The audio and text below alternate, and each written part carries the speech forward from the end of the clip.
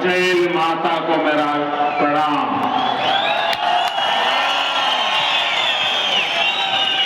सफल माता की इस पावन भूमि को मेरा प्रणाम। आप सब यहाँ डोडा घंटों सफर किया, इसके बावजूद आपके चेहरे पर थकान का नामो निशान नहीं दिख रहा।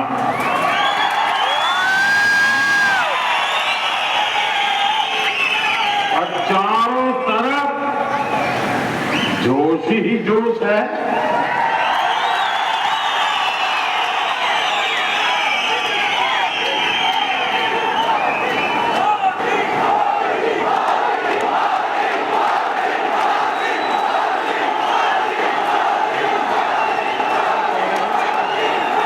और मैं देख रहा हूं हमारी बहनें, बेटियां इतनी विशाल संख्या में हमें आशीर्वाद देने आई हैं।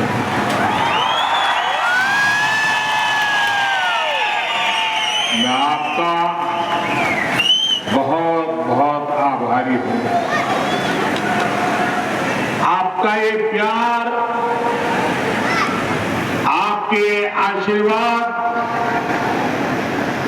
मैं 2 गुनी 3 गुनी आपके लिए, देश के लिए मेहनत करके चुकाऊंगा।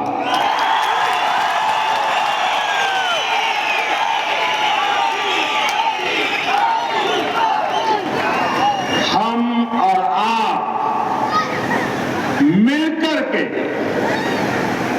एक सुरक्षित और समृद्ध जम्मू कश्मीर का निर्माण करेंगे। और ये मोदी की गारंटी है।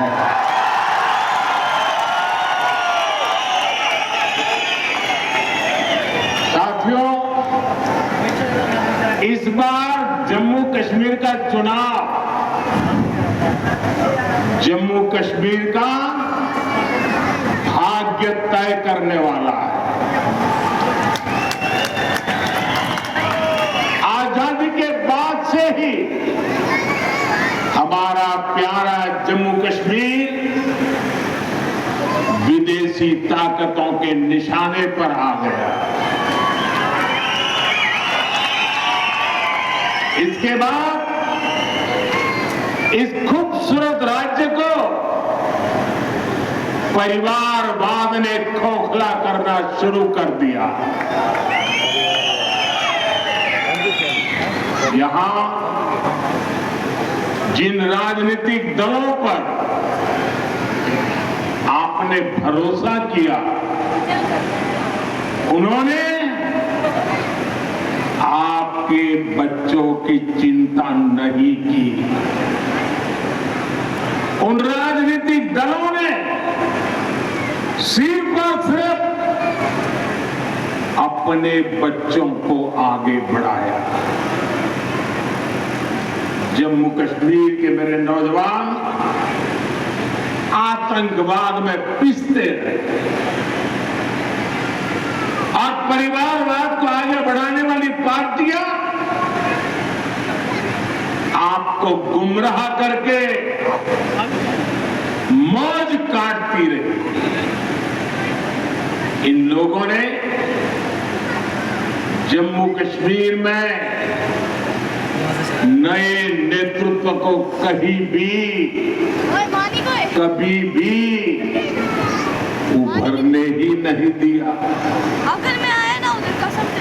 आप भी जानते हैं, यहाँ पंचायत के चुनाव 2000 के बाद नहीं हुए थे। अंकल देना है। यहाँ 20 के चुनाव कभी भी नहीं हुए थे। बीडीसी के चुनाव भी कभी नहीं हुए थे। दशकों तक यहां परिवारवाद ने यहां के बच्चों को, यहां के होनहार नौजवानों को आगे नहीं आने दिया। और इसलिए ही 2014 में सरकार में आने के बाद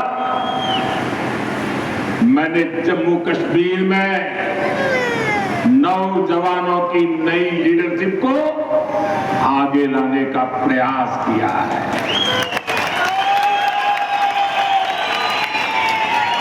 फिर 2018 में यहां पंचायत के चुनाव कराए गए।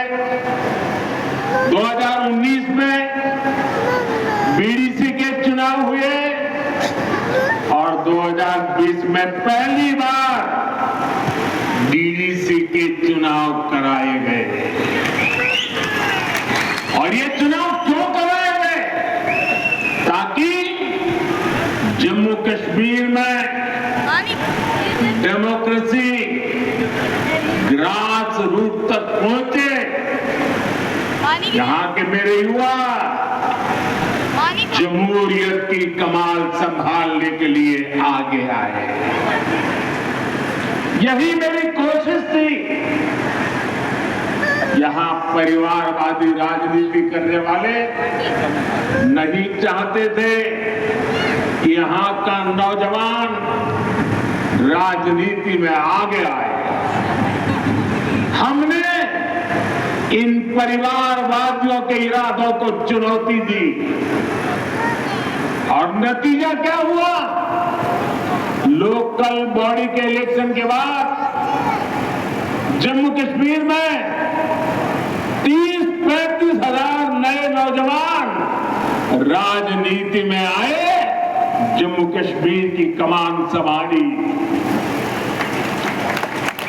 बीते सालों में जम्मू कश्मीर में विकास का नया दौर आया, तो इसका क्रेडिट इन्हीं नौजवानों का है। मैं आज जम्मू कश्मीर के युवा को, चाहे वो बेटी हो बेटा हो, उनके जोश, उनके जज्बे को सैल्यूट करता हूं।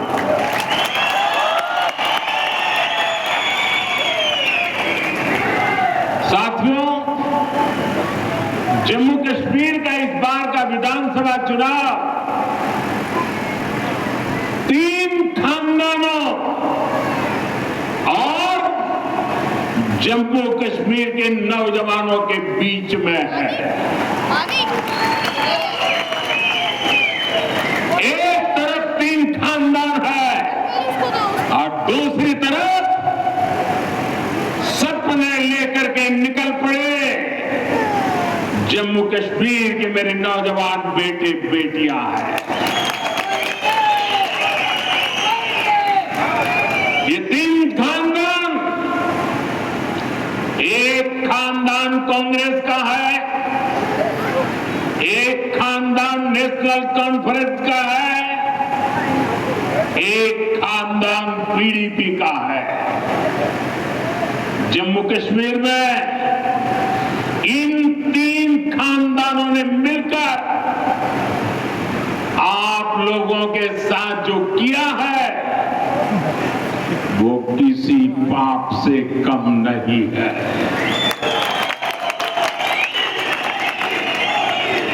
ये तीनों खानदान जम्मू कश्मीर को दशकों दशक तक बर्बादी देने के जिम्मेदार हैं। इन 3 खानदानों ने यहां करप्शन को बढ़ावा दिया। इन 3 खानदानों ने यहां जमीन कब्जा करने वाले गिरोहों को बढ़ावा दिया। छोटी छोटी सुविधाओं के लिए आप लोगों को तरसाया गया, तड़पाया गया।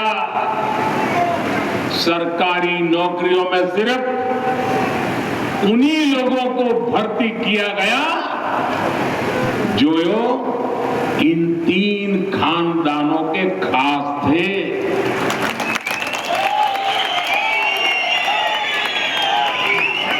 इन 3 खानदानों ने ही यहां अलगाव और आतंक के लिए जरूरी जमीन तैयार की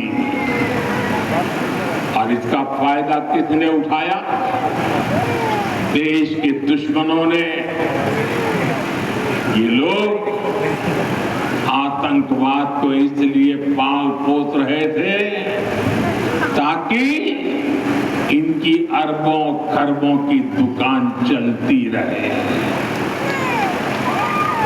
इनके गुनाहों की वजह से हमारे हजारों बच्चों की यहां जान चली गई। ये चंद्रभागा घाटी ये सालों साल चले आतंक के खून खराबे के उस दौर की गवा रही है। आप याद करिए वो समय जब दिन ढलते ही यहां अघोषित कर्फ्यू लग जाता था, सारी दुकानदारी ठप, सारा कामकाज ठप। हालत ये थी कि तब कांग्रेस सरकार के, केंद्र सरकार के गृह मंत्री तक लाल चौक जाने से डरते थे।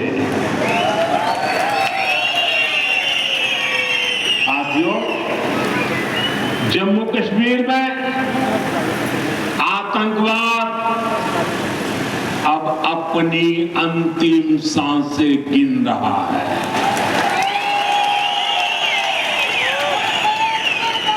पिछले 10 साल में जम्मू कश्मीर में जो बदलाव आया है वो किसी सपने से कम नहीं है। जो पत्थर पहले पुलिस और फौज पर फेंकने के लिए उठते थे, उन पत्थरों से नया जम्मू कश्मीर बन रहा है।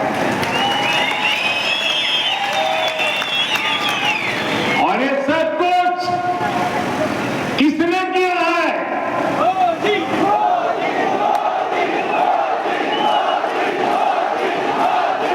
किसने किया है? किसने किया है?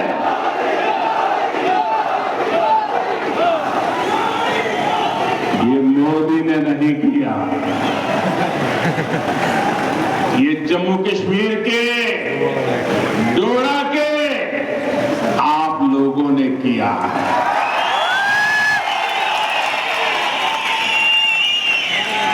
आपके इसी विश्वास को आगे बढ़ाते हुए जम्मू कश्मीर भाजपा ने आपके लिए एक से बढ़कर एक संकल्प लिए हैं। साथियों, आज ही हमने टीकाराम टपलू जी को याद किया है, उन्हें श्रद्धांजलि दी है। 3 दशक से ज्यादा हो गए इसी दिन हमारे टपलू जी को आतंकवादियों ने शहीद किया था। उनकी हत्या के बाद कश्मीरी पंडितों के साथ अत्याचार का एक अंतहीन सिलसिला चला। ये भाजपा है जिसने कश्मीरी पंडितों की आवाज उठाई, उनके हित में काम किया। मैं जम्मू कश्मीर भाजपा को बधाई दूंगा। उन्होंने कश्मीरी हिंदुओं की वापसी और पुनर्वास के लिए टीकालाल टपलू स्कीम बनाने का ऐलान किया है। इससे कश्मीरी हिंदुओं को उनका हक दिलाने में तेजी आएगी। भाजपा ने आतंकवाद के सभी पीड़ितों को न्याय दिलाने के लिए व्हाइट पेपर लाने का भी फैसला लिया है। और साथियों, भाजपा सिर्फ कहती है ऐसा नहीं है, करके दिखाती है।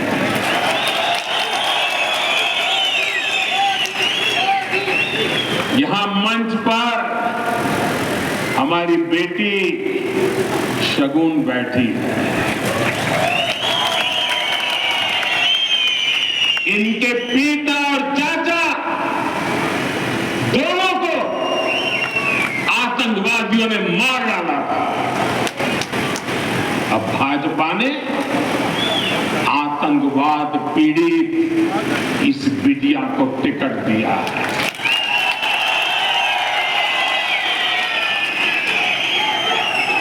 बेटी शगुन सिर्फ कैंडिडेट है ऐसा नहीं, ये आतंक को खत्म करने के भाजपा के मजबूत इरादों की जीती जागती तस्वीर है।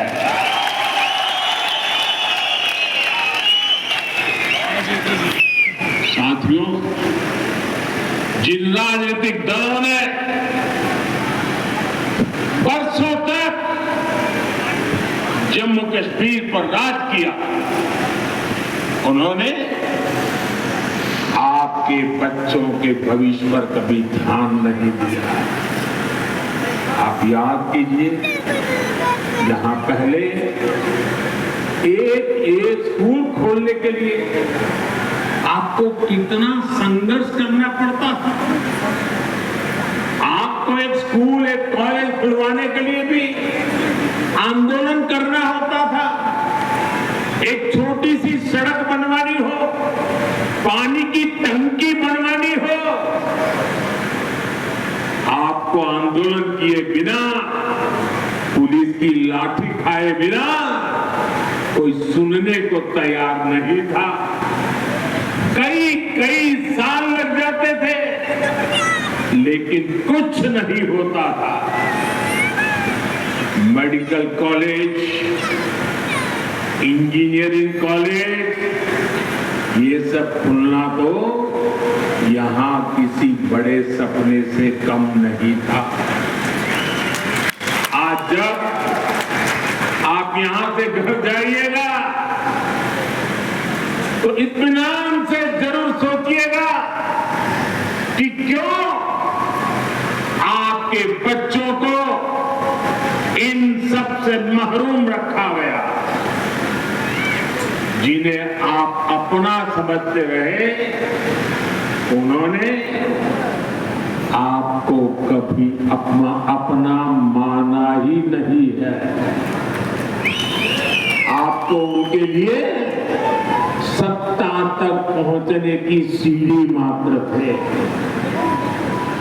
साथियों, ये मोदी है जो आपके बच्चों की चिंता करता है, आपके भविष्य की चिंता करता है। मैं चाहता हूं कि जम्मू कश्मीर के हर बच्चे को अच्छी पढ़ाई मिले।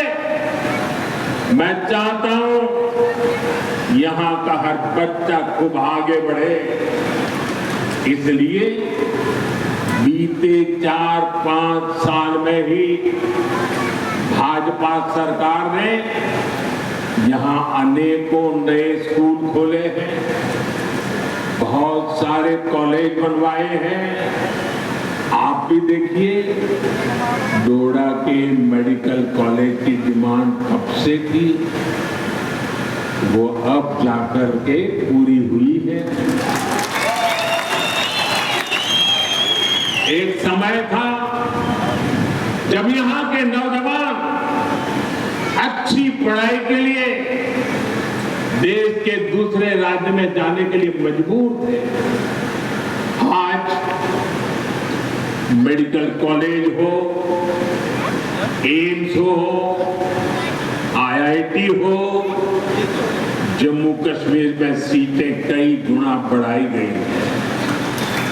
अब जम्मू कश्मीर हमारे भाजपा जम्मू कश्मीर इकाई ने पंडित प्रेमनाथ डोगरा रोजगार योजना का ऐलान किया। इसके तहत यहां रोजगार के लाखों नए अवसर बने। राज्य में भाजपा सरकार बनी तो यहां कॉलेज जाने वाले युवाओं को ट्रैवलिंग अलाउंस भी दिया जाएगा। साथियों, भाजपा एक ऐसा जम्मू कश्मीर बनाने जा रही है जो जम्मू कश्मीर टेरर फ्री होगा और टूरिस्ट के लिए स्वर्ग होगा। मुझे पुराने दिन याद आते हैं। यहाँ के लोग, खास तौर पर भद्रवाह के साथी, मेरी काफी उनसे मुलाकातें होती रहती थी।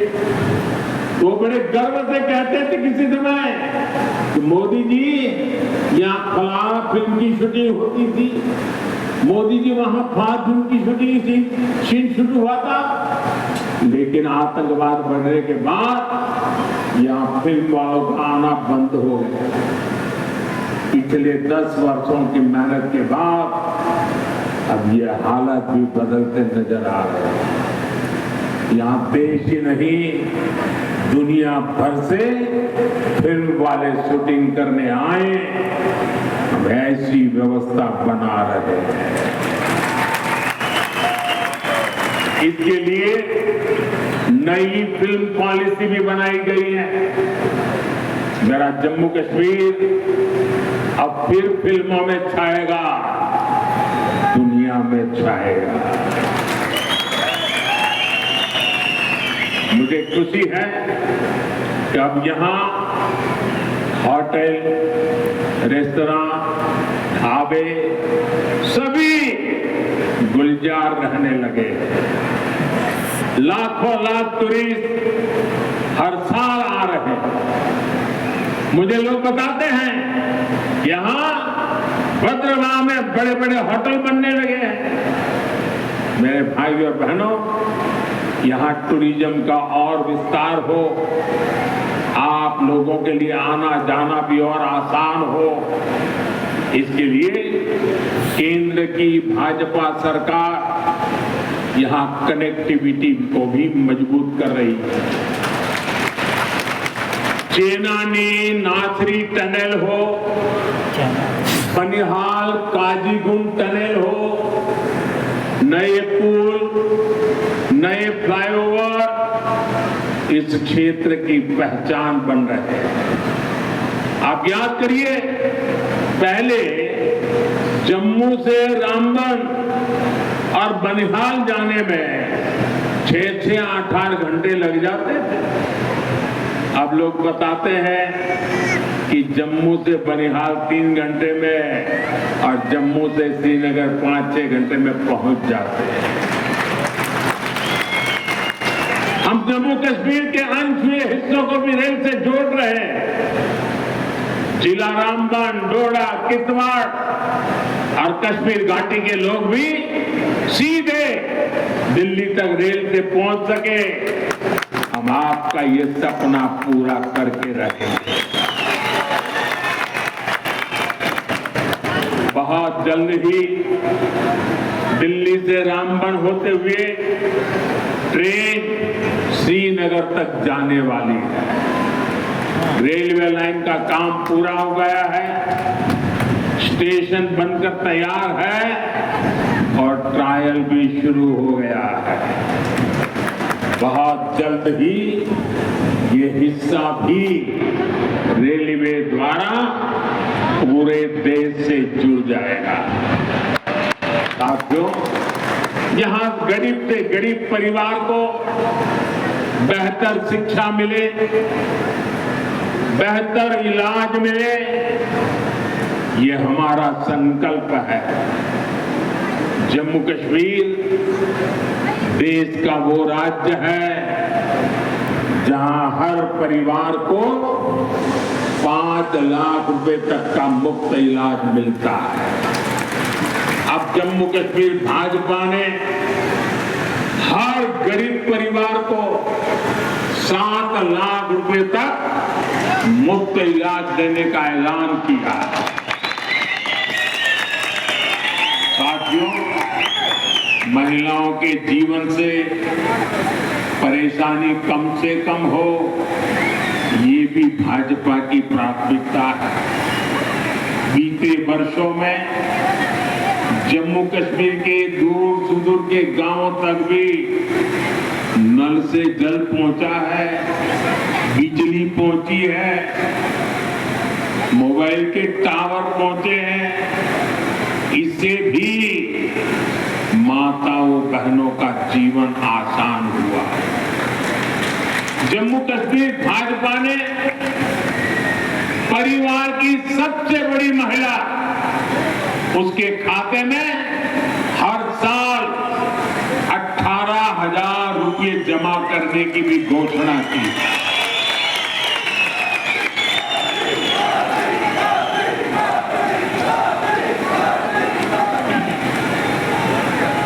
ये पैसा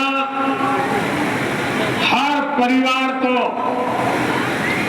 अपनी आमदनी बढ़ाने के लिए नए साधन, नए समाधान देगा। साथियों, यहां इस क्षेत्र को पर्पल रिवॉल्यूशन यानी बैंगनी क्रांति के लिए जाना जाता है। लेवेंडर की खेती ने यहां छोटे किसानों का जीवन बदल दिया है। भाजपा सरकार छोटे किसानों के हितों के साथ खड़ी है। अभी तक जम्मू कश्मीर के किसानों को पीएम सम्मान निधि के 6,000 रुपया मिलते रहे। अब यहां भाजपा की टीम ने इसको 10,000 रुपये करने का ऐलान किया है।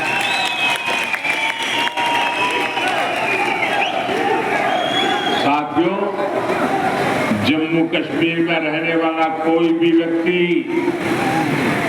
चाहे वो किसी भी मजहब का हो,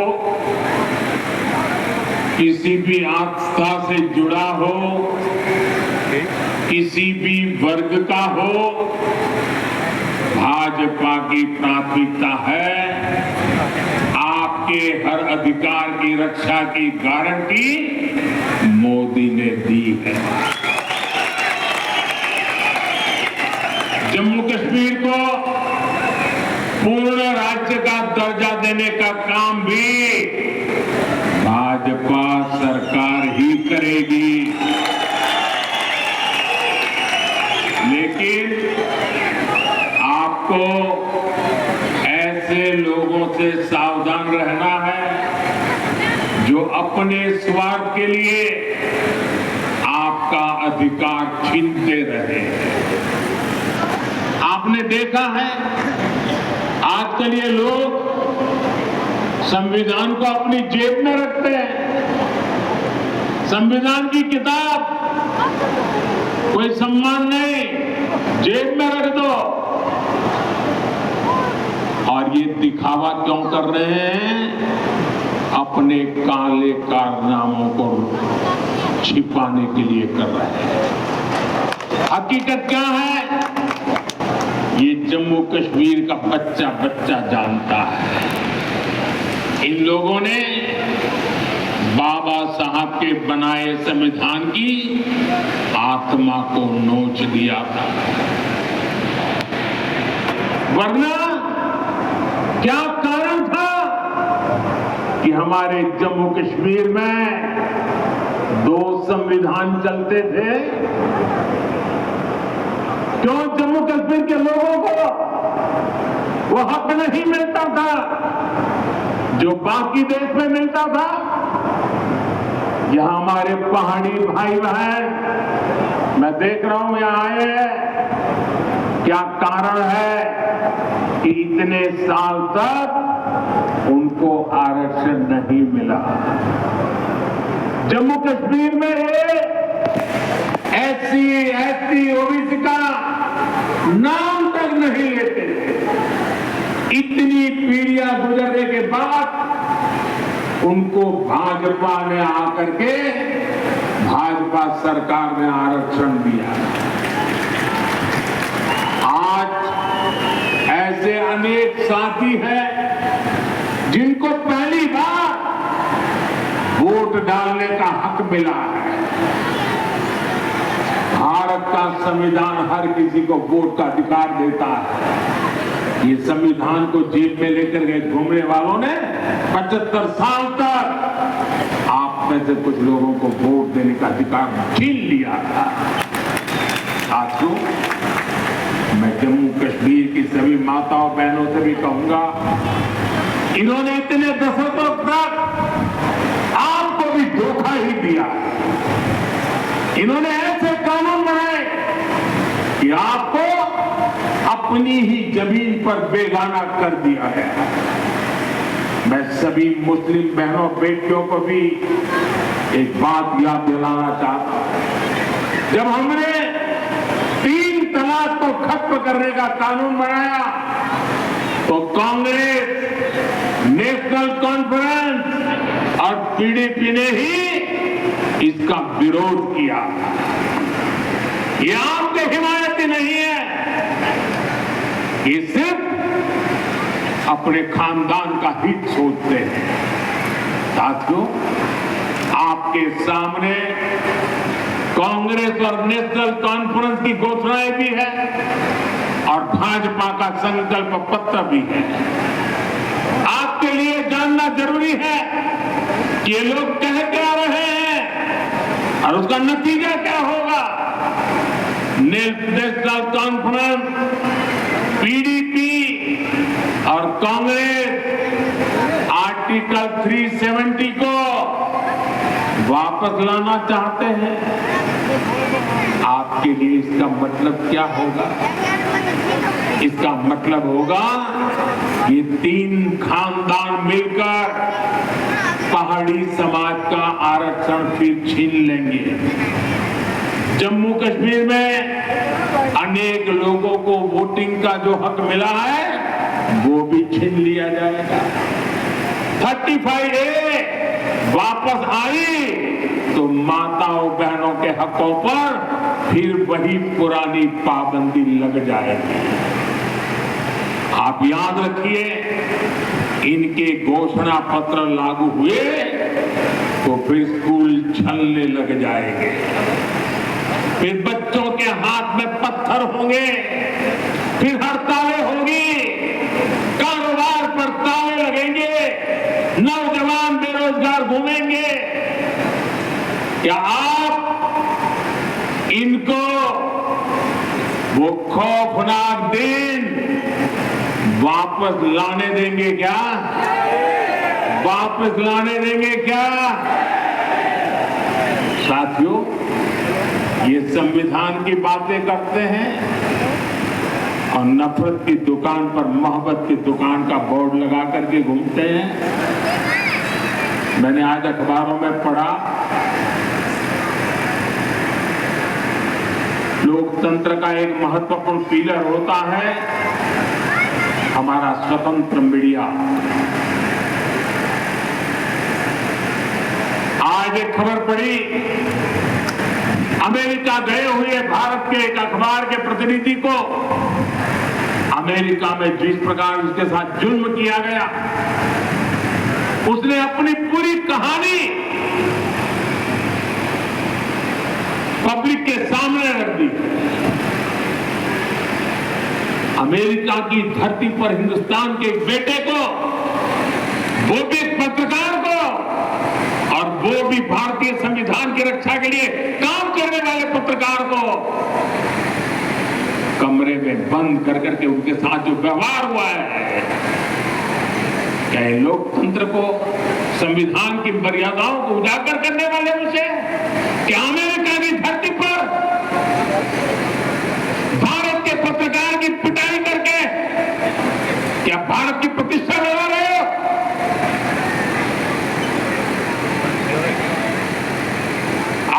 मुंह में संविधान शब्द शोभा नहीं देता। भाइयों बहनों, आपको कांग्रेस के झूठे वायदों से बहुत सावधान रहना है। कांग्रेस क्या करती है, कैसी सरकार चलाती है, इसका उदाहरण आप पड़ोस में देख रहे हैं। पड़ोस में हिमाचल में सरकार बनाने के लिए, वोट पाने के लिए इन्होंने ऐसे ऐसे वादे करके सरकार बना दी कि पूरे राज्य को बर्बाद कर दिया। आज वहां छोटा सा राज्य, हर कोई सड़क पर है, वहां रोड, पानी, बिजली, सब काम ठप पड़े हैं। कर्मचारियों को सैलरी नहीं मिल रही है, महंगाई चरम पर है, नौजवानों की भर्तियां बंद है। मैं आपसे कह रहा हूं कि कांग्रेस भारत की सबसे बेईमान और धोखेबाज पार्टी है और कांग्रेस का शाही खानदान भारत का सबसे भ्रष्ट परिवार है। आपको इनसे सावधान रहना है।